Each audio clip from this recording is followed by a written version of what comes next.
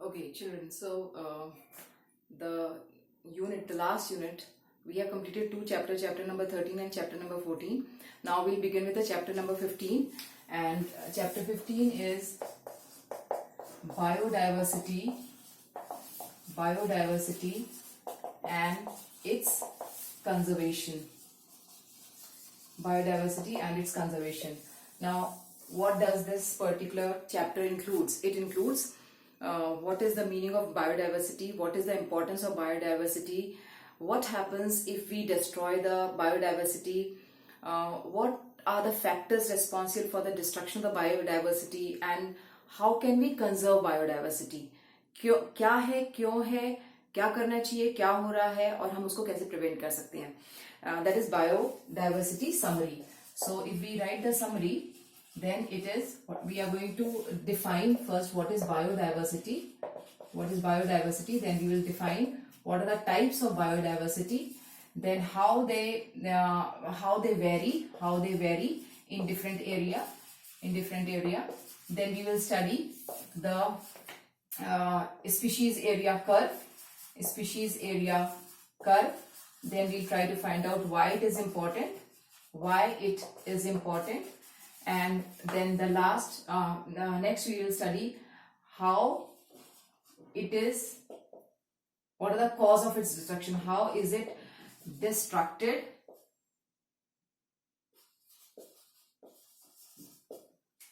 and finally how can we conserve it.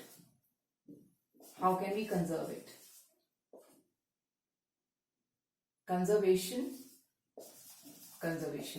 So these are the topics which we will be including in this chapter. So first we'll take up the what is biodiversity.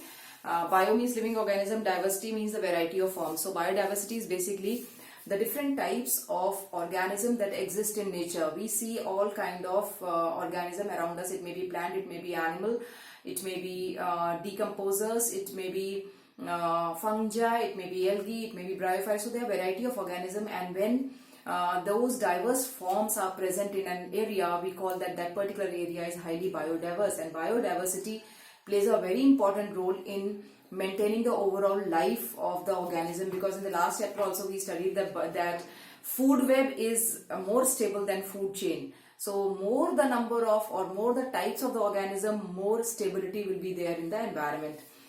So the next is the types. What are the various types of biodiversity? So basically we'll be studying the various levels of the biodiversity, and there are three different categories. First one is the genetic biodiversity, and the second level is the species diversity, and third is the ecological biodiversity. These terms are very important, so try to understand it. What does that mean? Genetic biodiversity means the biodiversity which is found at the genetic level. For example, let us take three plots, area. This is A, this is B, this is C. Now in all these three areas, let us consider here also we are going to put mango, here also I am going to put mango, here also I am going to put mango. But we know that mango may have different variety also. So it can be the cherry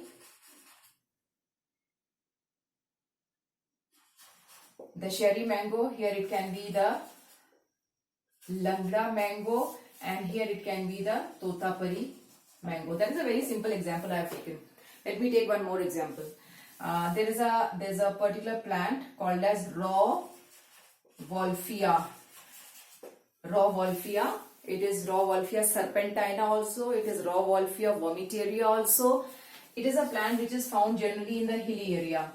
And so raw wolffia serpentina I am writing S. Raw wolffia vomitaria I am writing another. I am writing V there.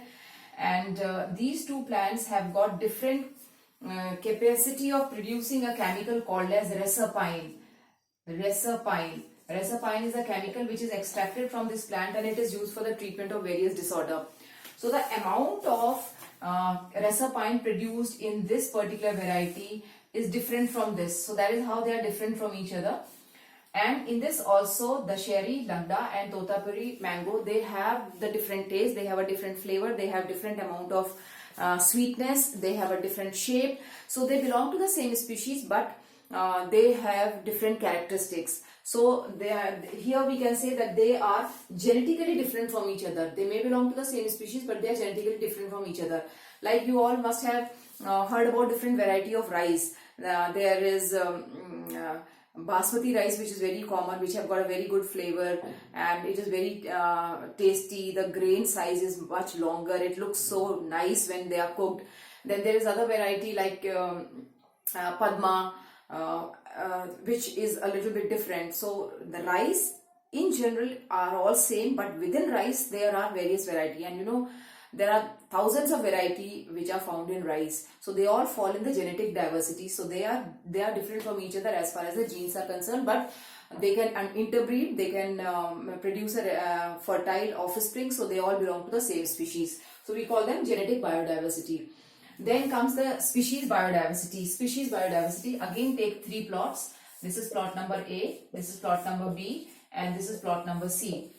Species diversity means we are taking three area, but here the number of the species, let us say here there is presence of a cat, here is presence of dog, and here there is presence of cat, dog, insect, amphibian, reptile, and here we have all these: cat, dog, insect, amphibian, reptile. Then we also have bird.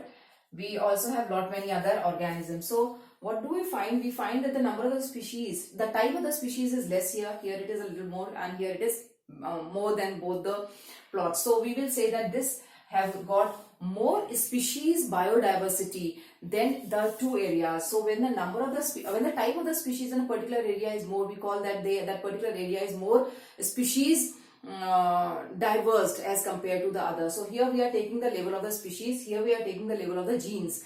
And if you take the example of one species also, then also it can be considered. Like there may be different types of snakes which are found here. It can be the viper, it can be the mamba, it can be the king cobra here. So if there are three, there are just two, and here it is one. So we will say that is more species diverse as far as the reptiles are concerned. और अगर इधर lizard भी है, इधर snake भी है, इधर tortoise भी है, वो सारे reptiles हैं. यहाँ पर 3 है, यहाँ 2 है, यहाँ 1 है, तो हम बोलेंगे वो पर्टिकुलर जगह जो है वो ज्यादा स्पीशीज डाइवर्स्ड है, वहां पर स्पीशीज की डाइवर्सिटी बहुत ज्यादा है. तो जो वेस्टर्न घाट्स हैं इंडिया में, जो वेस्टर्न घाट्स हैं, वहां पर स्पीशीज डाइवर्सिटी ज्यादा है as compare to the desert area.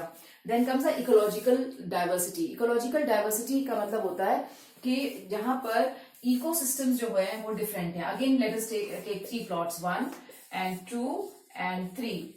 This is, let us say this is India, this is Norway, and this is Scandinavia. So what do we find in India? We find what kind of ecosystem? We find here deserts, we find here forest, we find here grassland, we find here pond. So there are not many ecosystems which are found here. Whereas in Norway and Scandinavia, the area have got just 1 or 2 types of ecosystem. So as far as the ecosystem is concerned, or the ecology of the area is concerned, here this area is more diverse. So we will say ecologically India is more diversified as compared to the other area. So there are 3 categories. This is at the genetic level, this is at the species level, and this is at the ecosystem level or the ecological biodiversity. So these are the 3 types of biodiversity. Now, if we talk about the types of the organism, we know that there are 1.7 million types of organism. 1.2, I repeat it a number of times, 1.2 are the animals and 0.5 are the plants. So how do they vary? They vary on the basis of the environmental condition. So if I take this particular area, let us say this is Earth and this is equator. Then you will find that the area which is near this equator on both the sides, this particular area have got very high biodiversity. They have very high biodiversity. But as we move towards the polar area, then we find that the biodiversity, keeps on decreasing. It keeps on decreasing, and you know the reason, because the environmental conditions keep on becoming unfavorable for the organisms, so their number also decrease.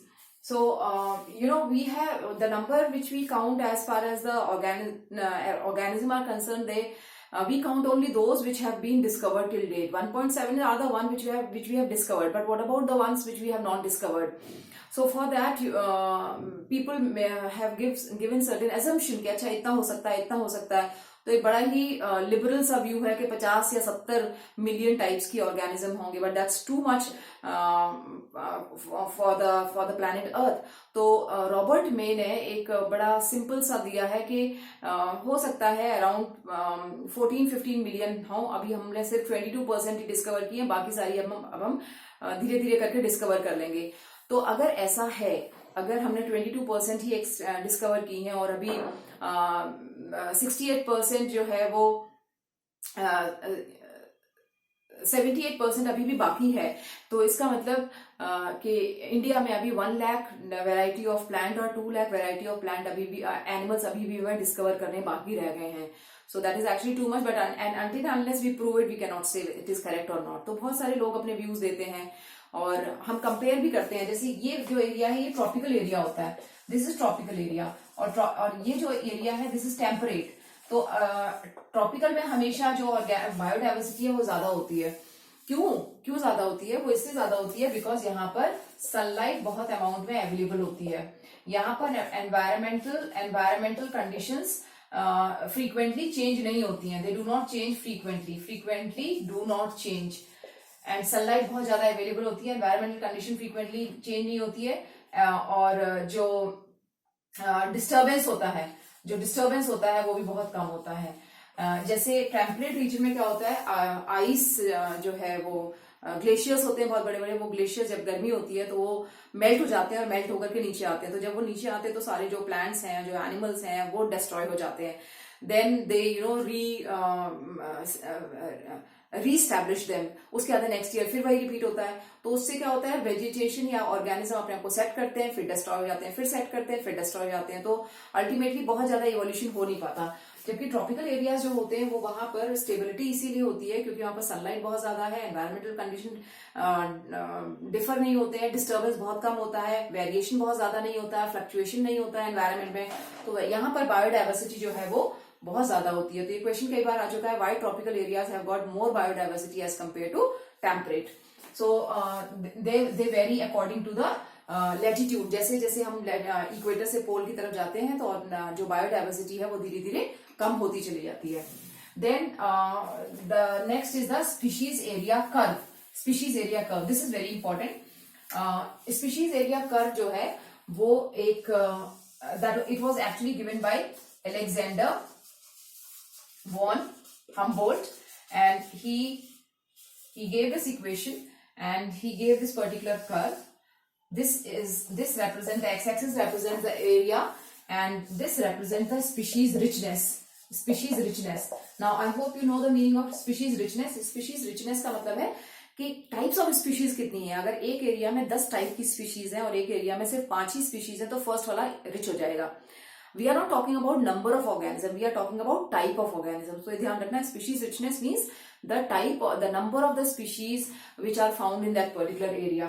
And this equation, ये देखो ये क्या show कर रहा है कि जैसे जैसे एरिया बढ़ रहा है स्पीशीज रिचनेस बढ़ती जा रही है. लेकिन फिर हम एरिया बढ़ा रहे हैं तो स्पीशीज रिचनेस नहीं बढ़ रही है. That is the basic idea. And this curve is represented by S is equal to CAZ.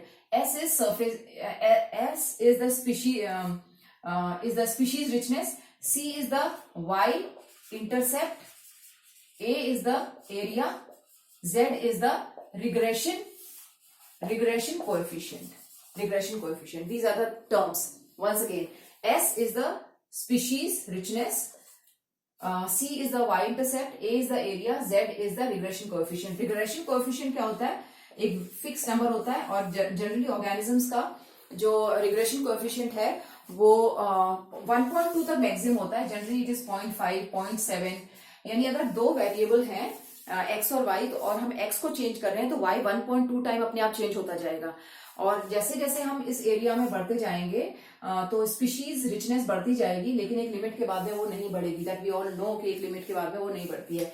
जब हम इस ग्राफ को एक लॉग स्केल पर बनाएंगे तो वो इस तरह से आएगा, वो एक स्लैंट लाइन आएगी और इसको लॉग हो जाएगा, log s is equal to log c plus z log a. This is the equation which represents the log part of this particular curve. So that is species area curve. Then let us talk about in the next video why it is important, how it is destructed, and what are the ways by which we can conserve them. Thank you.